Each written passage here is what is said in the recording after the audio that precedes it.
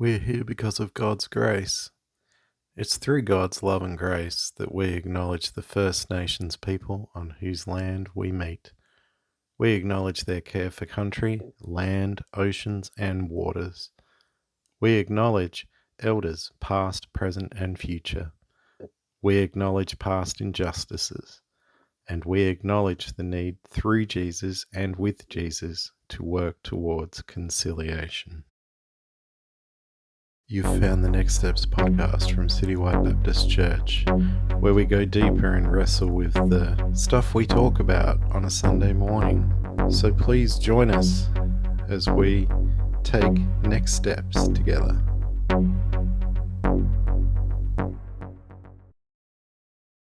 Hello and welcome to the Next Steps podcast from Citywide Baptist Church. My name is Matt. I'm your host. Joining us today are Mitchell, Pastor Matt, Pastor Paul, and Pastor Dan. And for the first time ever, all the pastors are in the same room, which could be interesting today. I'm excited. I'm back in the office and we're actually physically together for the conversation, which is at least three of us are. You two blokes, you know, you're safe and at a safe distance. Yes, safe distance is something that's coming to mind right now. So yeah, welcome guys. We're recording this podcast on Monday, the 15th of November, and you'll be able to find it on YouTube or your podcast app on Wednesday, the 17th of November. Matt, tell us about what we did at church on Sunday. Well, I'm really excited. Stu worked his magic and created this booklet for us, Stepping into Your Calling.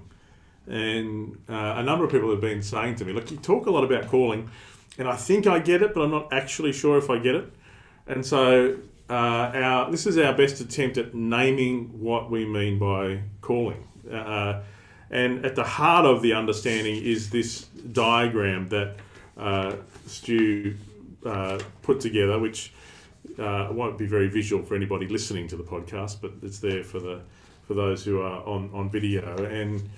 And by the way, if you would like a copy of this booklet, feel free to either drop into the office, we give you a physical copy, or send us an email and we'll shoot you a PDF. And at the heart of the idea of calling for us is these three levels of calling. But before that, I started by trying to define what calling actually meant, and I'm still a little concerned that Stu seems to have used an Android phone to define God calling, but the phone call was the best picture of what we mean by calling. It is this: when you call someone, it is you where you are reaching out to where they are and seeking connection or the chance to communicate. And that's what God is doing from where He is. He is reaching out to where we are and seeking to communicate.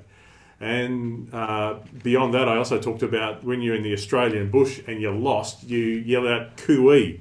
I don't think it works if you're in the North American bush because they don't do it. But here in Australia, they do yell out cooey as a way. And what you're doing when you're yelling out cooey, you're saying, here I am, where are you? Come to me where I am. And I think that's another picture of what we mean by calling, this sense that God is not only reaching out from where He is to where we are, but He's also inviting us to where He is. And at the heart of this idea of calling is that Jesus is inviting us to where life is. And at Citywide, we are committed to this idea that it's not just at this. I think one of the mistakes we can make is thinking that calling is just about what I do. But we talked about these three levels, and the first and by far the most important level is your relationship with Jesus.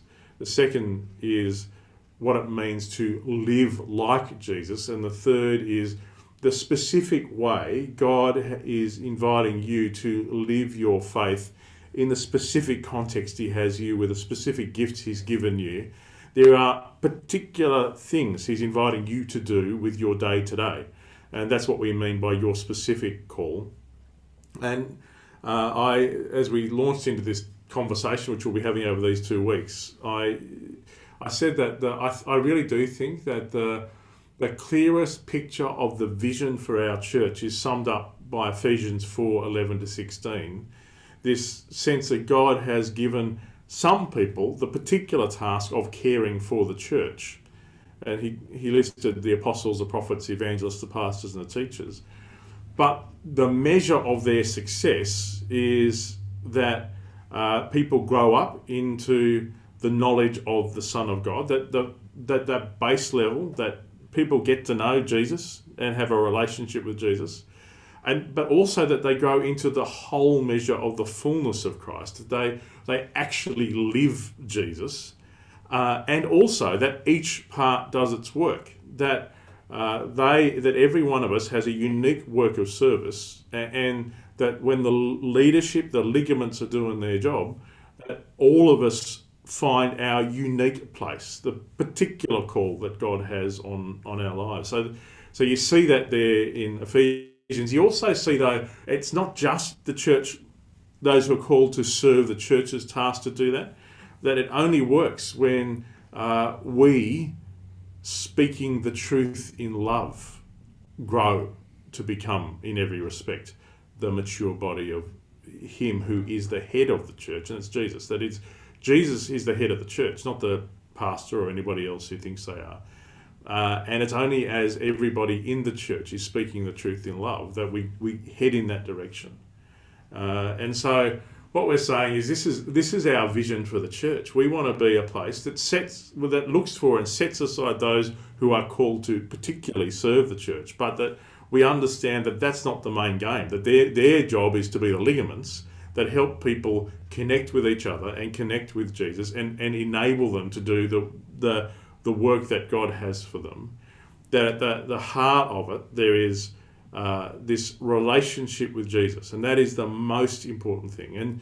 And the first half of the message, after sort of introducing those three levels and the vision for the church, I just said, look, in our church, we understand that this is the most important part of calling, that you are called to be in relationship with Jesus. And that's what 1 Corinthians 1:9 says. God is faithful, who has called you into fellowship with his Son, which is, I mean, you stop and think about it. You are called into fellowship with Jesus. The same one who flung stars into space wants to have fellowship with you. And so I said, look, and we actually list in the booklet the ways we think we need to be supporting you to live from that place of relationship. And there were 6 of them. We understand that it is our task to welcome you into times of worship that remind you that Jesus is the very centre of the entire universe and not you. And that Jesus needs to be the centre of your life and not you.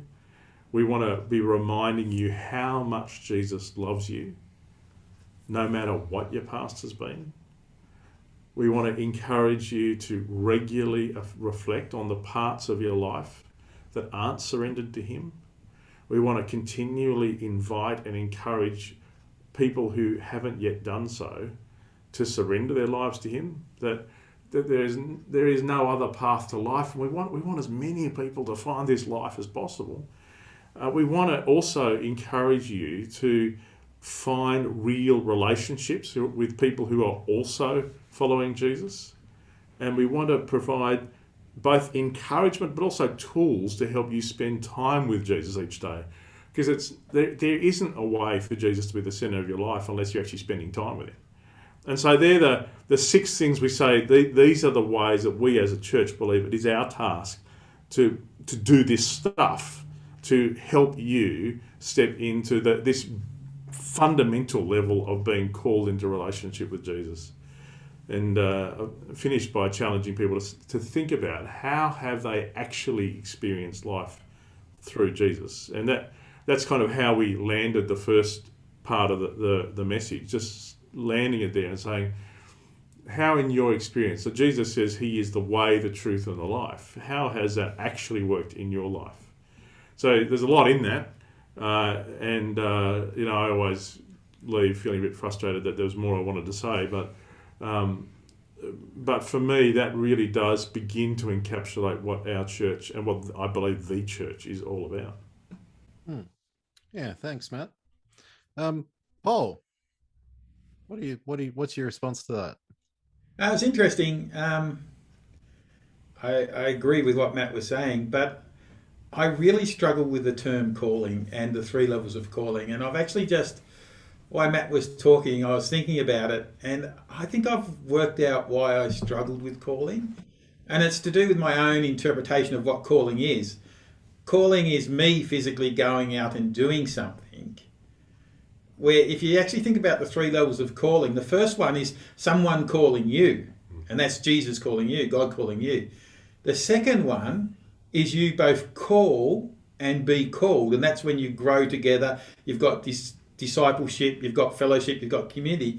And the last one is where you do the calling. You actually ring up somebody, you do the calling. And I think I actually understand it like that. And I really struggle with the three levels of calling because to me, when I heard it first, it was me always doing the calling because that's the way I understand calling. But when you actually look at who does the calling in each of those levels, it makes perfect sense. So that was my epiphany for the day on it. So, but like growing in community, releasing people.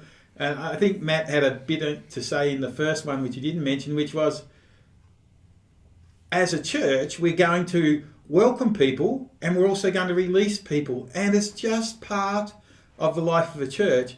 And it's actually what we hope to do because, as Matt said, as people learn their calling and be at that third level and have to go, we have to release them. But at the same time, we've also got to welcome new people in it. And it's just a continual process. And it's the first half of the Ephesians verses, the pastors, the teachers, which will be the constant throughout it, but everyone else will be the flow through of being called, calling each other, and going out and doing their calling. And it's really comforting. It's also sad. You lose friends, you lose people along the way, but it's okay because they're still doing God's work. But you also gain new ones, so it's just a great adventure. Hmm. Yeah, Dan, as Paul was just saying that, I immediately thought of your own story. Um, so I just wondered if you had any thoughts about that. Yeah, yeah, definitely. With us, myself and family, feeling called to step into another church, and yeah, that was a big process of discerning: is that God's will, and is that Him calling us to do that, or is that my own ambition or things like that? And so yeah, it was a real. I think these three steps was part of that. I think coming into or growing in my leadership and understanding of the Trinity, I had to spend some time. Well, what's my relationship with Jesus? And that verse that Matt reflected on Jesus being the way, the truth, and the life, and it says, "And no one comes to the Father except through me." And so really processing what's Jesus' relationship with me, and how's he called and chosen me to glorify his kingdom. And so that's been, I guess, yeah, the part of that journey is knowing that relationship, and from that helping discern calling and in that middle step there being a bit broader of just even how you show that love of Jesus amongst the community. So that's shaped then as we're now looking at moving into the Newstead area. Well, we want to find a house that is hospitable, that we can have people stay with us, or a table that we can have people around, and things like that are making the part of our decision process that we want to again glorify God in that, and be in the neighbourhood so that we can be a light amongst the neighbourhood. So I think these three steps of calling, your relationship with Jesus, and then how that impacts your behaviour, and then I think I've got that right, isn't it? And then the third one being your specific call in that, then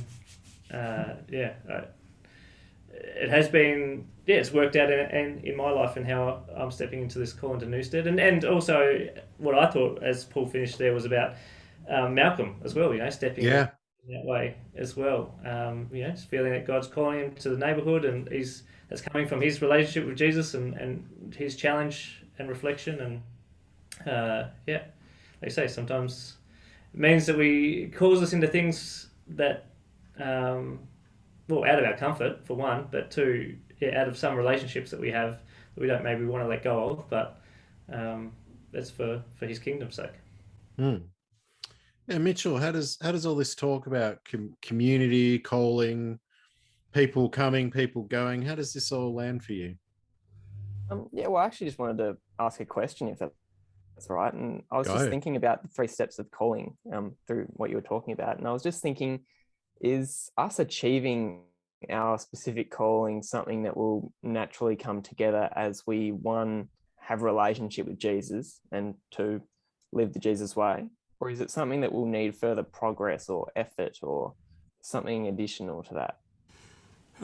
My experience is that they are the foundation, but there will be times where, as you hang out with Jesus, you kind of know He's calling you to take a step into something or out of something, or He might be like. So I think as we seek to live like Jesus, it'll become natural, and you'll naturally connect with your neighbours, or you'll naturally do things. But I think Dan's a good example. Like, he could do that and really grow in those 2 areas. But there's this sense in this 3rd level, God's inviting him to pastor a church in Launceston, which is an additional thing. It's a next step. It's a new context, and often I guess it is about Jesus moving the context in where you do live like Him is a big part of you stepping into the calling. Your calling really is about you living like Him in a way that produces questions in the context He currently has you, until He moves you into a different context. So in your family, or in your workplace, or at school, or university, or whatever it is, He has you there, but sometimes He'll move you somewhere else. And so the Apostle Paul was moved to leave the church in Antioch with Silas, and they had to release him, and he had to still hold on to those base things, his relationship with Jesus and following Jesus, but he had to go and do that in different contexts. So I think a big part of that 3rd thing is where Jesus invites you into new contexts. Mm-hmm. Yeah, Paul, did you have any thoughts on that? Yeah, it's interesting, that one. How you end up where you end up is basically what it boils down to. And occasionally, like for me personally, I've felt the presence of God so strong, and I knew He wanted to tell me something, and I still didn't know what it was, but I knew it was God trying to tell me something. And then the other times, it's almost like you just have a peace about where you're heading. It's like, a piece about something finishing up, or a piece about something starting, and you've just got this thing, like it's just a feeling, and it's really, really hard to describe. But the more time you spend with Jesus, the more time you're in tune to Him, the louder that piece is, or the bigger that piece is.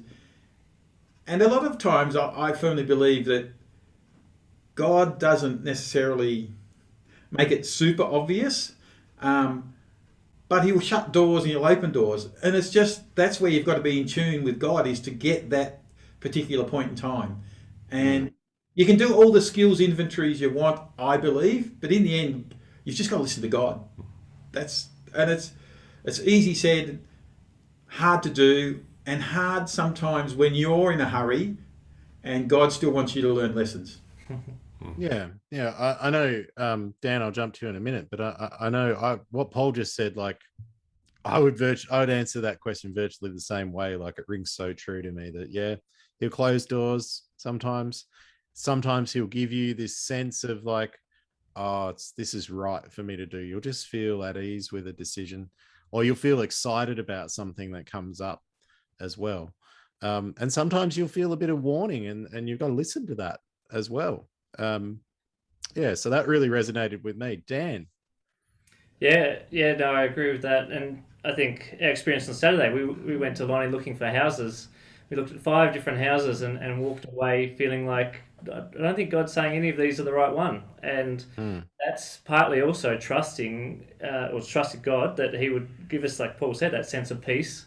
but also knowing that we've got so many people praying for us as well, that God is going to be in this decision, and we will feel right about it at the right time. And yes, we feel like there's a deadline and therefore wanting to rush, but at the same time, that trust is more, I guess it's stronger, knowing that we don't need to actually rush because we trust that it's part of God's plan, because we're stepping out in this calling in this way, and we trust, He's been pretty clear in the process so far. So, this is another step that we've just got to trust that He's got it in hand. So I think I felt that, on Saturday. It was a big day. We came back pretty exhausted, and you can kind of go, oh, was that a waste of time? But at the same time, it was an exercise, like you're saying, Paul, of going, no, God's in this, and He'll give us that sense when it's the right house. So.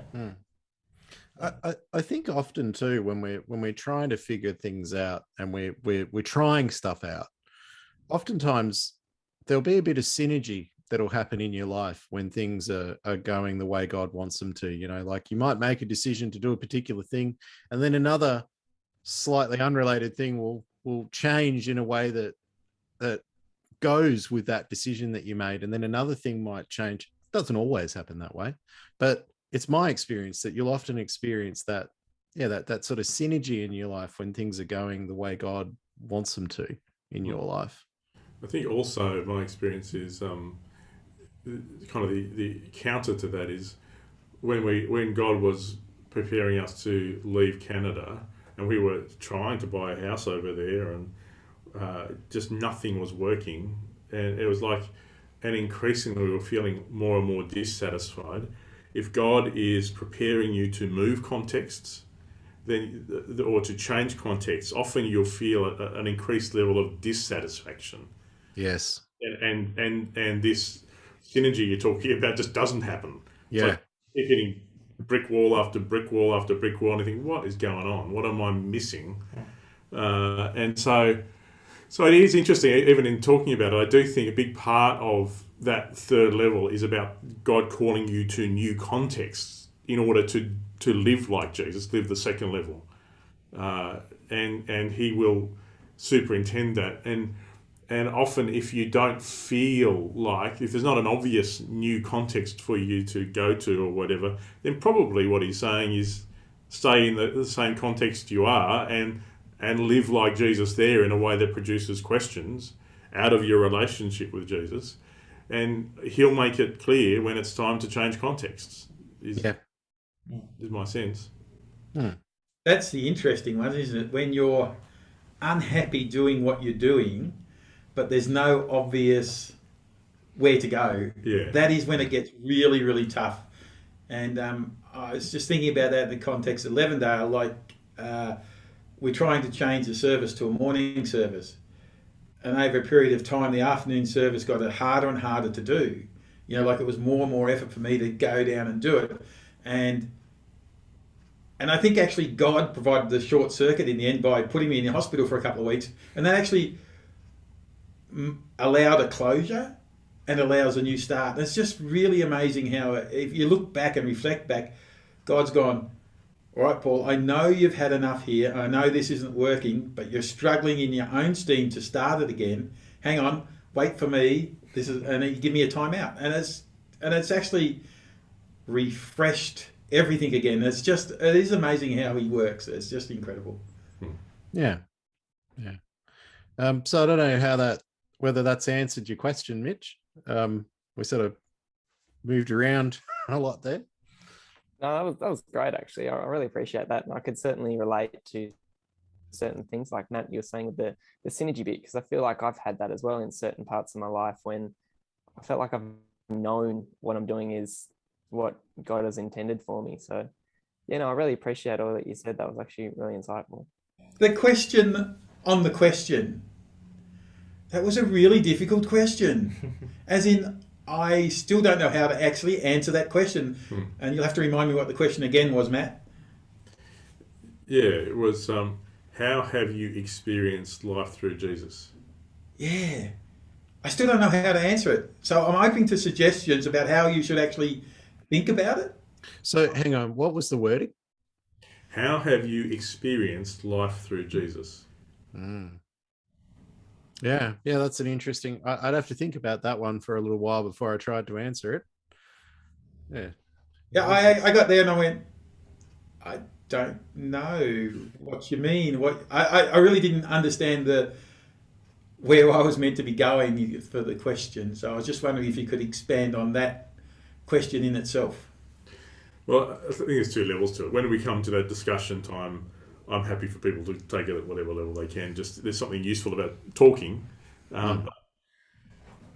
But Jesus promises he is the way, the truth, and the life. And he also says that he's come that we might have life and have it to the full. What we're interested in at Citywide is to work out how do we actually do this. And so where in your life have you experienced that whole life? Where in your life have you experienced Jesus bringing life to you? Whether it's at the first time you got to know him, or as you have become gradually freer. And often we're more conscious, I think we're more conscious of all the unresolved things in our lives, of how, I'm not this and I wish I was that, and I did that I'm sad about. But I think something about what I was reaching for with the question was getting people to think about, okay, in what ways has Jesus brought me life? In what ways has this actually worked in my life? I still don't understand. Sorry. I think I know what you're saying, but just a bit of context for me. My wife died when I was Christian. How can I relate that to what you're saying? Is that's where I was sort of coming from, and I really struggled with the context of the question. And the other side of it was I had a life before I knew God, before took Jesus as my Lord and Saviour, and afterwards, and they've been different. But how would I know they've been different? So that's why I struggled with the question. Does that make sense? Yeah. Well, and I think that there's, as we were talking about last week, I think it was, when we were talking about how Jesus, it's not superficial, the stuff we're talking about, but how he is with us in the dark moments, and is a source of life and light, even in the most horrible moments of life. But and again, it's not a superficial thing to be saying. But also, yeah, you can't see what you would have been if you hadn't. Yeah, I think that's the bit I struggle with. I can't see what I would have been if I hadn't been knowing Jesus that time. So that's why I really struggled with it, because for me personally, I think the only thing that ever kept me going during those dark times of just post my wife's death was there's a time and a reason for everything, but ours is not to know why. Yeah. And so there's that faith and that peace that only God can give that actually keeps you going. But like you said, how do you know? Because you never lived it the other way to compare the two. Yeah. Yeah. That's why I struggled with the question is. Well, if I can add too, that when I heard that, what came to my mind when I experienced Jesus is actually when I'm listening to others and connecting with their story. And they might be telling me something that I haven't experienced, but I feel Jesus' heart in that moment of either, like you're saying, either pain and going, wow, like I know Jesus' heart on that is that he doesn't want that for you. Or more so, I guess, as I'm listening to some Christians talk about calling and stepping into what's passion on their heart, I feel that joy of Jesus saying, yes, this person's stepping into what I've called them to do, and so I guess probably more so connect with that question in that sense of experiencing Jesus as I listen to other people respond to him, and I get that I feel that sense of Jesus saying, yeah, isn't this great what this person's doing for me, and things like that. I know, like, again, it's sort of echoing a little bit what we talked about last week, but Paul, I guess I would say, like, my answer would probably be like, I look at the situation of having two little boys with autism. I mean, that's not the end of the world, but it's tough. when your kids are different. You don't want your kids to be different. You want your kids to be normal. And I look at it and I look at all the hard times that we've had as parents and as a husband and wife with managing these two little boys, which is no picnic. And like I look at all the joy and reassurance that has come through that because of our faith in Jesus and because of the way that he's inputted that into our lives. It's given us context for every little thing. It's helped us to see all the little victories along the way and to weather those storms. I mean, these are sort of cliched words that people say, but like they're really true. Like there have been times where you just want to throw up your hands and say, oh, it's too hard. I can't deal with this. But when you have that context of that Jesus is with you, that this stuff has happened for a reason. I don't even have to understand the reason. I just have to trust, and to just look at how he's provided in our lives people, whether they be family members or friends or people at church, for example, who have offered support in different ways that have, even in ways that they might not realize themselves, that have gotten us through such hard times. And I don't know how that would look without Jesus. I don't think we would have made it. Yeah, I agree with you, Matt. But the point was trying to compare how it would look without Jesus, and with Jesus is really hard. But taking Dan's point of view of when you see God at work in others, and you can that's actually really good. You see that a lot, and so I can relate to the way Dan looked at the question. Which, so I think it just depends. Yeah, and like I look back on my life and I can see God at work. There's no doubt about it. But you go, I forgot the question again now. But you go, how would my life be different, or how? And I can't answer that because I just don't know. But I can see it in other people, and looking at it from that point of view, it was a great question. I think we do tend. I think you're right that we do tend to see it more in other people. I mean, again, like it's like when you work with young Christians, when you work with young adults.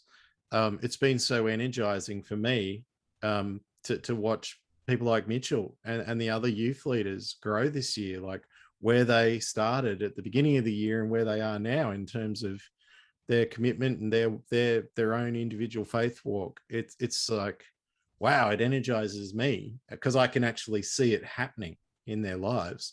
Whereas, like you say, sometimes it's not so obvious when it's your own stuff. So Matt, tell us about what we talked about in the second half of the message. In many ways, we were coming back to what we've been talking about for the last 8 weeks or so, as we talked about what does it mean to step into the second level of calling, which is living the way Jesus taught all his followers to live. Initially, Christians were called people of the way. And Jesus said, I am the way. And he actually says, I've set you an example so that you should do as I've done for you. He also says, anyone who hears these words of mine and puts them into practice is like a wise man who built his house on the rock. The book of James says, don't merely listen to the word and so deceive yourselves, do what it says. Ephesians 5 says, follow God's example, therefore, as dearly loved children, and walk in the way of love, just as Christ loved us and gave himself up for us as a fragrant offering and sacrifice to God. Jesus himself says, go and make disciples. A disciple is someone who takes on the way of life of the person they're following. And he doesn't say go and make Christians, interestingly enough. And I was just reflecting that all the pastors here on the Eastern Shore, we had a fascinating discussion a number of months ago where we just said, look, we've got so far to go. The way we've been doing church hasn't been building disciples, it's been building Christians. And we've got too many people who turn up at church on Sunday and look like everybody else on Monday. And so at Citywide, we tried to name the journey of becoming more and more like Jesus, and that's what we meant by by focusing on Jesus, reflecting, recognizing, choosing, and acting, that little diagram. And that actually found its way into this booklet. And and also naming what the Jesus way of life is. We try and capture that with the words follow, bless, and share. And in those, under those headings, there's a whole lot of behaviours that sort of sum up, how Jesus lived his life. And none of us are going to be perfect. We're all on a journey. But the sense is that God will be generally working with at least with you on at least one of them, whether it may be learning to listen to people, or maybe you need to discover how to have a Sabbath, or learning how to worship, or just discovering more about what it means to spend time with people and eat meals with people. All those different things are part of the acronyms follow, bless, and share. And knowing that none of us will get it all together, but we're all on a journey, and part of us learning to live and be a bit more like Jesus is learning to face all of those things eventually. So that's really the heart of what we were trying to communicate at the last bit. So I didn't go on quite as long because I know we've been talking about it for 8 weeks. But at the heart of our church, we really want to be people who love Jesus so much that we look more and more like him. And then with that in place, then next week we'll take the space to talk about, okay, well, how does that work itself out in your specific calling? But you're in dangerous territory if you're wanting to talk about, what is my specific calling, without talking about those other 2 levels of calling first. Yeah, Dan, you're so involved in all of the community stuff that we do as a church. Like, what does that look like in a when you're doing it at a real level? This community stuff. Yeah, I think a phrase that Matt used at Foundations that's really captured my imagination was that Jesus is in our shoes, and so that sense of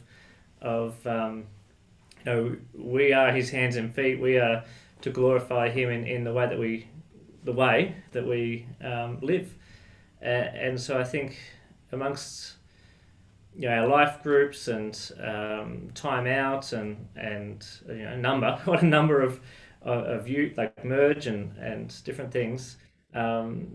We're calling our leaders. We're calling each person to be Jesus in that situation. And in some ways that's a big call, but at the same time, that's what living the way means. And the great thing is there's grace for when we stuff up and we say things in our own strength and get ambitious in our own abilities. But I think it's great to see, and like what I was reflecting in that question before, when we see God turning up in through different people and in these communities, it's just so exciting to see that way then represented in those communities and people being drawn to that and wanting to know more and I think we've still got a way to go in how we do that and to step into that with confidence. But when it does happen, I think big things shift in those communities, which and that's I'm always keen on that fellowship. It's that doing that together that we really see God at work in those situations. Yeah, Mitch, how have you experienced this stuff? Yeah, well, I think being a part of a community, it involves, I think, as we were talking about before in previous podcasts, is that authenticity, and that vulnerability that we have as individuals. And I think that can create a true sense of community and a true sense of fellowship as well. Like in my own experience, I was at youth. Well, I've been at youth for quite a while, but I've recently, started telling my testimonies and leading talks and things like that. And I think it's been a great opportunity for me individually to actually realize what God has done in my life. But I've also been noticing the output of that and being authentic with the youth around me as well, in that showing that I have struggled with stuff and that, God has been the one that has set me through or set me free, in everything that I've done.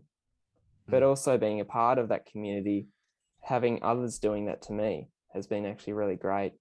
And there's been several individuals, and I think they know who they are, that have really pushed me through and allowed me to see the greatness of God in everything that we're doing. Yeah, thanks, Mitch.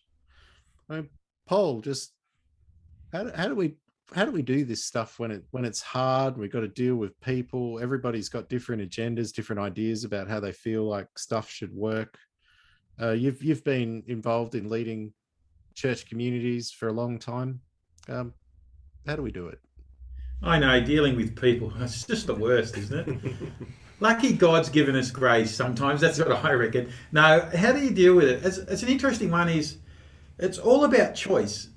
That's what it comes down to. Every time you do something, you have a choice. You have a choice whether you show grace or get grumpy. You have a choice whether you look at the outcome or look at the process.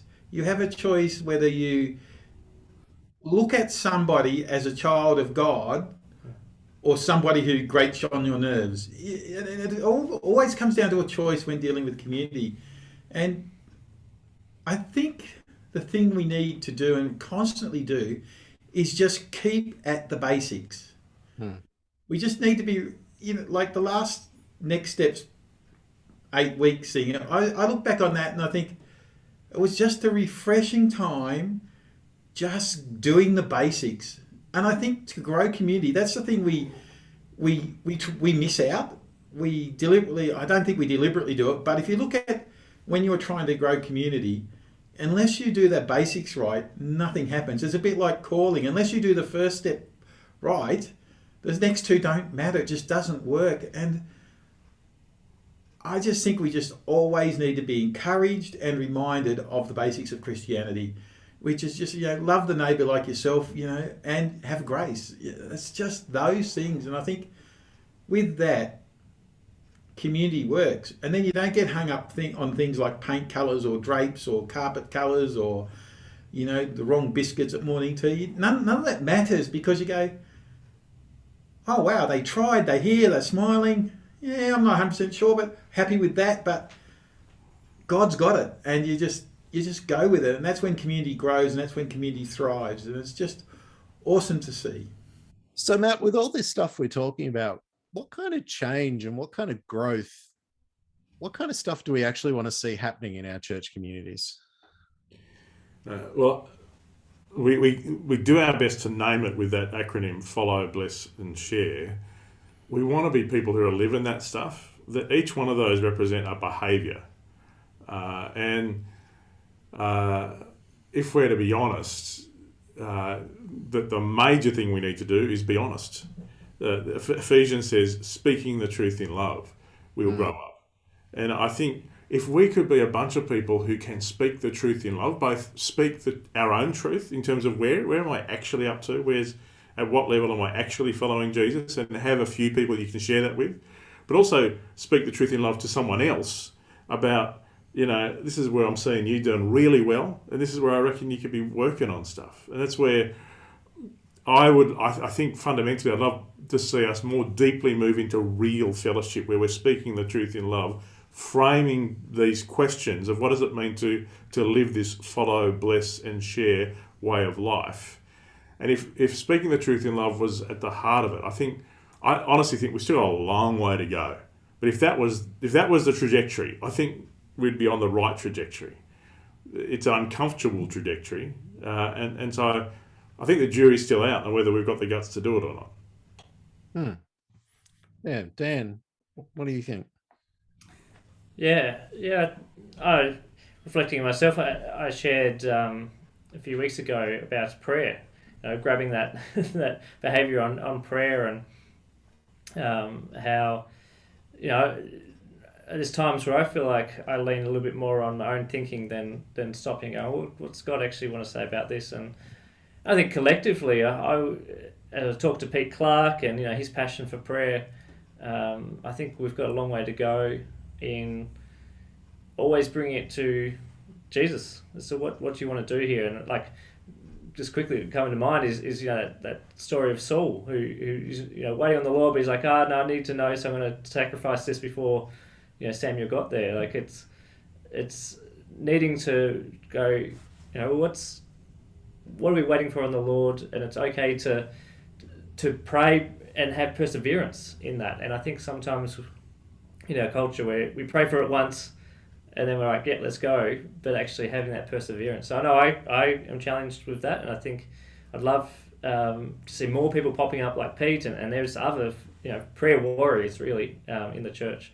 And I think we all need to work out what's those rhythms of prayer that and the next step in taking our prayer lives to another level. That's certainly what I'm wrestling with anyway. Yeah, Paul, did you have any thoughts? Yeah, I suppose that prayer is an interesting one. Dan just brought up is I actually find prayer challenging, and it's not that I don't pray, I find it challenging. But I also understand there are some really, really great prayer warriors out there. And I think this is where, calling comes into it as well. Everyone should pray. But there's some people who are really, really good at it, and there's their passion and their calling. And it's really interesting. We're talking about, speaking the truth in love, which Matt was talking about. One thing that frustrates me, no end, is I just want to see things happen. I just get there and go, we're missing the boat, we're missing the boat. As a church, we're missing the boat. And for me, as a wider denomination, we're missing the boat. As Christians, we're missing the boat. To actually go back to being at the forefront of society in change, the forefront of society in doing the right thing. And we've got so hung up on traditions, and some people wouldn't say we're hung up on traditions, but I think we're hung up on traditions and the way we do things and the way we used to do things, and it just doesn't work these days. And so I suppose my biggest frustration is the lack of urgency to change. I look out there and I go, all these lost people, don't get me excited. They make me sad but excited, if you know what I mean. I just want to get out there and say, don't you know Jesus? Let me show you Jesus. But you keep getting held back by the machinations of the way the church operates. And it's not the church isn't solely to blame. I'm also partly to blame, because one of my biggest failings is how I use my time. I know I don't use it as wisely as I should. So for me personally, I'd like to see myself use my time more wisely. But there's things that I do and there's things that the church do which I absolutely love. So I even forgot what the question is. I got so excited about saving people. Sorry. Hey, look, it's hard to fault that. Look, Mitchell, I just want to hear from you. Like, what kind of a church community do you want to be part of as a young person? Well, something I've noticed, Matt, recently that has sort of bugged me in the last, 6 months or a year or something is people don't actually seem to be chilling around after church. Like, I went to Mornington, yesterday, and it was probably 20 minutes after it finished, and there was like 10 people there. And I'm going, what is this? Like, I remember years ago, we used to stick around till 1, 2, like doing stuff and relaxing and talking to people, and it had a great sense of community and stuff. Whereas these days, I'm honestly feeling like I'm sort of just playing table tennis for 5 minutes and then, we better shut up and head home. Like, I don't know if that's just a me not, knowing what's actually going on, or if that's actually what's happening. But I used to love having that. Lots of sticking around after church. It made it feel like a great community, but it just seems like everyone's rushing home these days. It's a bit more small scale than what you guys are talking about, but I wanted to introduce it. It's important stuff. That time that we put into just hanging out together is really important. And I mean, you can't build community without making time. Matt, I don't know if you wanted to talk about the Dinner Together initiative, but that's kind of like a push in that direction. Yeah, absolutely. And it's interesting how it was the number of people who were worried about it or who found other reasons not to be there, because it's a scary thing to do, to actually just go and have dinner with people. But it was so exciting to see to hear from people who just enjoyed meeting people they weren't used to connecting with. And that's our vision for one of the things we want to do at the church is just actually have a meal together on a regular basis. It's not rocket science, but just spending time together. And I think I think that's where you can't kind of force people to spend time together, but once they start to get to know each other, then it just becomes a natural thing. And so we can't step back and say this is going to accidentally happen. That's why we're having to take these initiatives like having dinner together. And our hope is almost on a monthly basis next year for people from all three congregations to meet people they haven't met before and actually just have dinner together once a month. We're wanting to do more of that kind of thing. But I think what you're raising, Mitch, is a really good question. What does it mean? This is the question for me.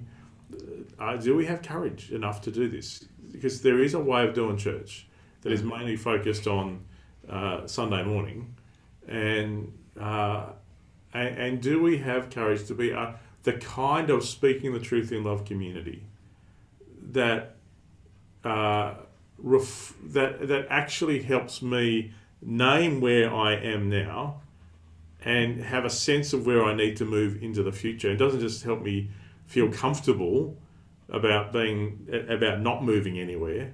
I think the old enemy would be very pleased for you just to feel safe and comfortable for the rest of your life if you don't grow.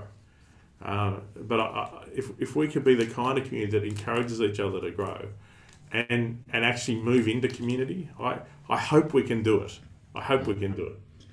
Can I just add, I actually feel for you, Mitch, because I feel the same thing and about morning teas and that afterwards. And I was just thinking about it. We've talked about meals, and what's the common denominator is usually food. It's usually you can focus on something else and then the community happens around it. And that's where meals are really good because you're focusing on something else.